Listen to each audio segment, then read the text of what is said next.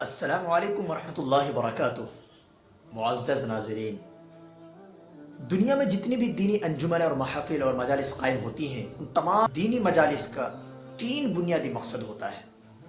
تمام دینی جلسوں کا اور اسی طرح سے دعوت و تبلیغ کے عنوان سے اجتماع ہوتا ہے۔ ان تمام اجتماعات اور دینی مجالس کا تین بنیادی مقصد ہے۔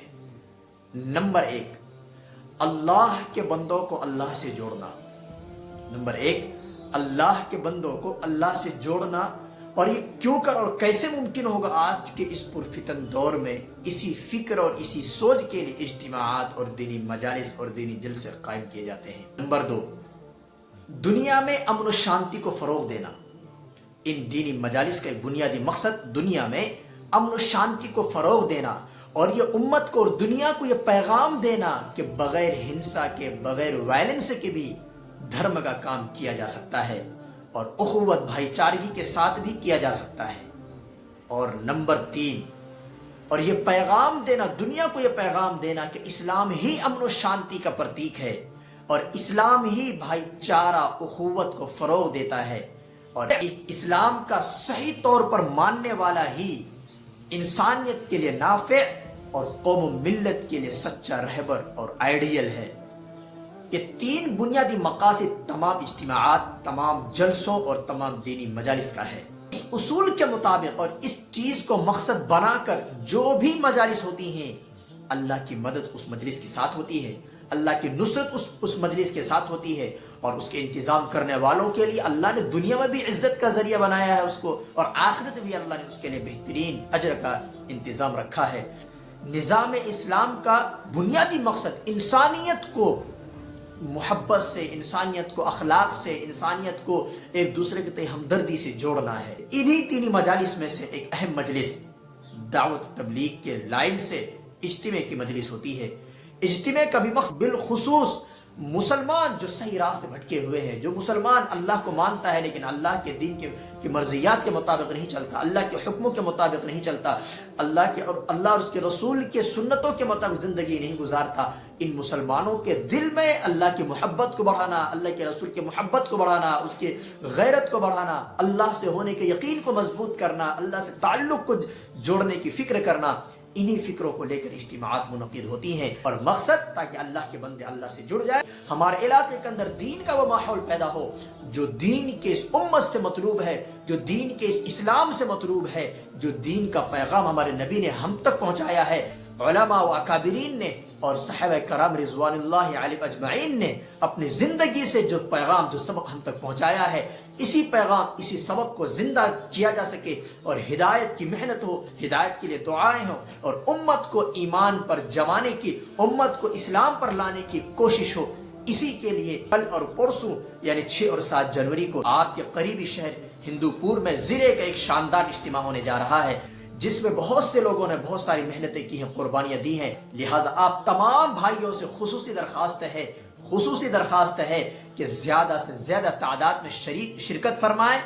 اور وہاں سے اللہ سے جڑنے کا یقین لے کر کے آئیں، وہاں سے دین کے فائدے کو سیکھ کر کے آئیں اور کیسے دین کی محنت کو علاقے کے اندر، شہروں کے اندر، گاؤں میں، قریوں میں اور مسجدوں میں کیا جا سکے، اس پیغام کو لے کر آئیں اور پھر اپنی زندگی میں ان پیغامات کو اپلائی کریں، اپنی زندگی میں ان پیغامات سے سبق سیکھیں اور پھر اس کے ذریعے سے امت کو اخوت کا، بھائی چارگی کا، دین کا، امن کا، سلامتی کا پیغام دیں۔ اسلام ایک ورڈ ہے، اس کا معنی آتے ہیں امن و شانتی۔ امن و شانتی کا پرتیک واقعی یہ اسلام دھرم ہی ہے۔ اس کے علاوہ میں کسی اور دھرم کو بلیم نہیں کرتا، لیکن میں ڈنکے کی چوٹ پر پوری دنیا کو یہ چیلنج ہے کہ اسلام سے بہتر امن و شانتی کا اگر کوئی نظام آپ کے پاس ہے تو وہ لا کر دکھائیں، اگر نہیں ہے تو میں آپ کو یہ دعوت دیتا ہوں کہ آپ اسلام کی اس دعوت کو قبول کریں اور آئیں، دائرہ اسلام کو سمجھیں۔ ابھی آپ اسلام کو نہ مانیں لیکن اسلام کو پہلے پڑھیں، اس کو سمجھیں، اس کو جانیں،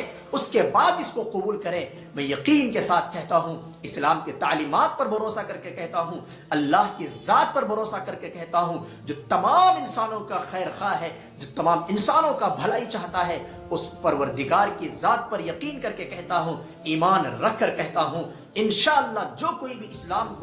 اسلام کو صحیح طور پر انصاف کی سوچ کے ساتھ سچے دل کے ساتھ پڑھے گا، اس کے نظام کو سمجھے گا، یقیناً وہ اسلام کے دائرے میں داخل ہو جائے گا، اسلام کو ماننے پر مجبور ہو جائے گا۔ آئیں ان اجتماعات کے ذریعے سے ہم سب مل کر کے دنیا کو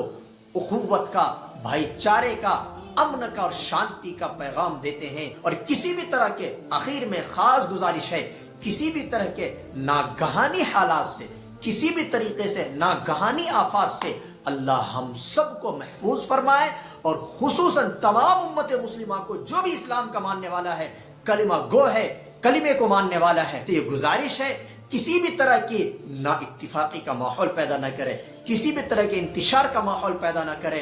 آپ کے ایک انتشار کی وجہ سے آپ کا یہ خوبصورت اسلامی نظام بدنام ہو جاتا ہے۔ آپ اپنی نااہلی کی وجہ سے، کمزوری کی وجہ سے، اپنے ذاتی ایگو اور وجہ سے، اپنے ذاتی عادت کی بنیاد پر اسلام کی تعلیمات کو بدنام نہ کریں، اسلام کے پیغام کو بدنام نہ کریں، کیونکہ اسلام ہی ہے امن و شانتی کا واحد پرتیک، اسلام ہی ہے امن و شانتی کا ایک پیغام، اسلام ہی ہے یکتا، اخوت، بھائی چارگی کا پیغام۔ اسلام دیتا ہے محبت، امن و شانتی کی دعوت، اسلام دیتا ہے امت کو جوڑنے اور ایک کرنے کی دعوت، اسلام دیتا ہے غیروں کے ساتھ بھی حسن سلوک کی دعوت، اسلام دیتا ہے ہر ایک کو